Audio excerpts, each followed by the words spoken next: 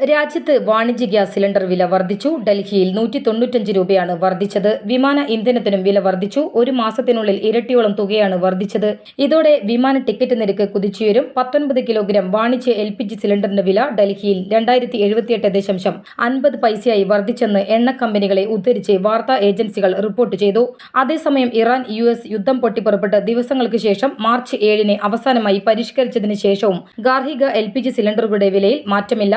ഡൽഹിയിൽ ഗാർഹിക LPG നിരക്ക് അവസാനമായി 14.2 കിലോഗ്രാം സിലിണ്ടറിന് 60 രൂപ വർദ്ധിപ്പിച്ചിരുന്നു. ആഗോളതലത്തിൽ ക്രൂഡ് ഓയിൽ നീക്കത്തിന്റെ ഏകദേശം 20% കടന്നുപോകുന്ന തന്ത്രപ്രധാനമായ ഹോർമുസ് കടലിടുക്കിലെ കപ്പൽ ഗതാഗത തടസ്സം ഇന്ത്യ ഉൾപ്പെടെയുള്ള രാജ്യങ്ങളിൽ വലിയ ഊർജ്ജ പ്രതിസന്ധിയാണ് സൃഷ്ടിക്കുന്നത്. നിലവിലെ തടസ്സങ്ങൾ കാരണം ആഗോള വിപണിയിൽ എണ്ണവില കുത്തനെ ഉയരാൻ ഇത് കാരണമായിട്ടുണ്ട്. ചില ഇന്ത്യൻ കപ്പലുകൾ കടലിടുക്ക് കടന്നുപോയിട്ടുണ്ടെങ്കിലും പൊതുവായ കപ്പൽ നീക്കം തടസ്സപ്പെട്ടത് വിതരണ ശൃംഖലയെ ബാധിച്ചിട്ടുണ്ട്. വിതരണത്തിലെ കുറവ് അന്താരാഷ്ട്ര തലത്തിൽ ക്രൂഡ് ഓയിൽ വില വർദ്ധിക്കാൻ ഇടയാക്കി.